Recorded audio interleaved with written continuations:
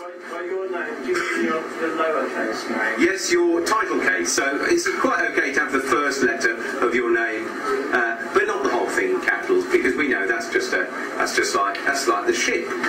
And you can decide, once you know it's a game, you decide whether you want to move the top hat, around the board. No, I'm not going to touch that. If I touch that, I'm going to start a contract. I'm not going to touch that. No, I know this game.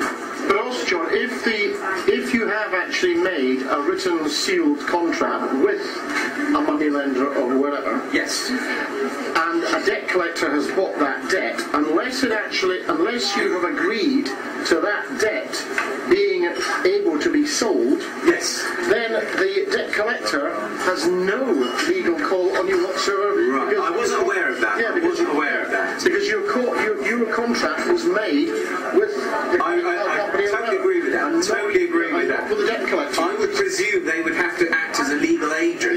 Yes. Buy the debt so what the bank does, the bank writes off the debt completely, so the bank doesn't lose anything, as far as it didn't actually lose anything if you don't pay them back, because they created the money out of thin air in the first place. And they got 10 pence in the pound anyway. And they only sell, and they get another 10p in the pound. So they can't lose. So you agree that either you don't owe them anything, or the debt's already been paid. It doesn't matter, one of the two. And that any negative remarks made to a credit scoring agency will be removed. And remember, this is a lawfully binding contract here. And they will no longer pursue you. Now, I have to leave that one out because I love it when they phone up. You can have a real laugh with them. But more of that later. Okay, do not, under any circumstances, I would say, I do speak to them on the phone because I just love talking to them. Because what you do, immediately say, right, who are you? Phoning back, you're asking me if I owe you any money. And they say, yeah, so what's your name? Can I have your full name, please? And can I have your date of birth? They won't always give you that. But you got their date of birth, you can actually track them down. And you have their address. Can I have your direct phone number, please? And your mobile number? That's difficult. Sometimes if you get them on the back foot enough and just keep asking them questions, they will actually answer. But try and get their mobile number, because they'll try and get your mobile number. So generally I say don't speak to them on the phone. The first time they phone you, say, excuse me, I'd like to deal with this, I'd like to deal with this in writing, okay, and so you say, if you phone me up any more times, and they will try and phone you up the whole time, what you do, you explain to them you want to do it in writing, and if they continue to harass you, you can then pursue them for harassment. And I've actually got the date on the website that I'm putting together. I've actually got the rules about how you can actually pursue them. So what you do, you just write down a telephone log and just log every time they phone you.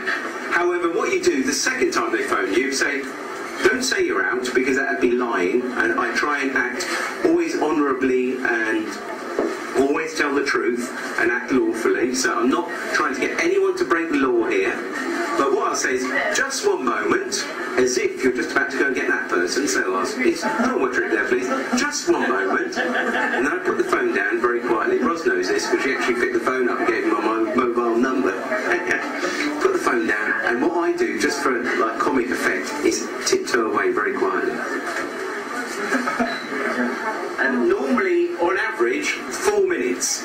If you can get them to hang on for 5 minutes, it's great. 4 minutes is normally sort of like, once they've done that a few times, they will give up. They will give up. Yeah, especially. But I mean, I do that. So if I've got time, if I don't feel like talking to them, I'll do the creep away very quietly. If I've got time, it's like Jehovah's Witnesses. I like to invite them in for a cup of tea and actually challenge them. But you haven't always got time. Sometimes they catch you at awkward times. So I would say generally, until you actually really start enjoying playing the game, don't speak to them. If it's your first time, don't speak to them on the phone. Don't offer to pay anything. I've gone through that one already. Okay. Don't get worried, scared, or intimidated by them. I mean, they're only doing their job. And if you do get intimidated or scared or upset or you lose sleep, don't play the game. Pay them off, go to CAB and bankrupt yourself or something. But don't remember, the whole thing is about understanding what's going on and staying in your power.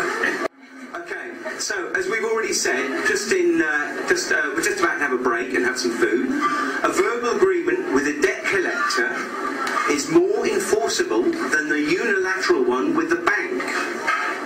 So this is why when they say, can you offer us £1 a month? No, don't do it. It's a trick. It's a good trick, but it's a trick. Do not agree to pay anything unless they can provide you with the evidence that you owe anything. Very simple. So, just general rules. Always be truthful. Because I'm not trying to get, this isn't about ripping the banks off. It's about being honest, truthful and law-abiding. And that's all I'm trying to encourage people to do. And stand up for their power. So always be truthful. Always respond politely. These people, this is their livelihood. They've got to feed their children. But they're not going to, but you don't want to feed their children. Get someone else to feed their children. Or, and if not enough people do it, then they'll actually go out and get a proper job, rather than like giving people grief down the phone. Always act honourably and always act lawfully, not necessarily legally, but lawfully. It's quite different. Lawfully, legally is that's all their statutes, that's all the laws that the government made up. The laws that we're sticking by is contract law. These are the really old laws. What about ignoring them altogether? Well, actually, if you go to CAB, the first thing is say, oh, you've got debt collectors after you. Don't ignore them. It's not a very honourable thing to do. However, it's actually a very good strategy. Because what they do, they fish in the same way as emails fish. That's PH fishing.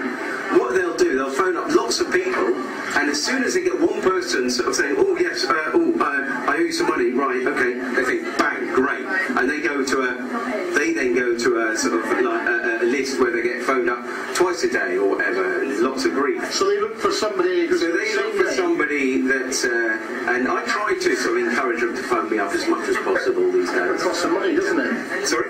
It costs them money. It costs money. It doesn't exist. That's right. Yeah. It does. Yeah. So, and the other thing I would say is don't get greedy.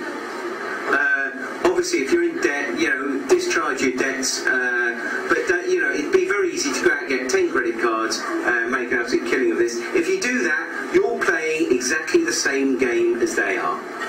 And so I don't think if you want to make lots of money, go and play the commerce game and work hard and do it. But I don't think it really works. We're trying to set the banks an example here. So if you're doing it so you can buy your new Porsche, just so you can look like another banker, merchant banker. That's Cockney rhyming slang, by the way. Sorry, moving swiftly on. Right. Okay, and so for more details, I'm putting this website together. I was hoping to have it up together for tonight, but it's not quite there yet. But I have bought the domain name today, and it's called Get-Out-of-Debt-Free.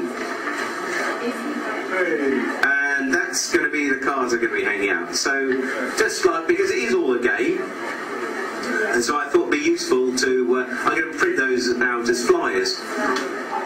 Trying to play the global financial system, so just go to getoutofdebtfree.org. It's all in capital letters, isn't it? You send one to your bank? Only because it's based on the exact, I think it's one of the early monopoly things. Oh, yeah. How long is it going to take for the bankers to get that taken off the web? We'll see. Yeah. So I did it in your name, Alistair.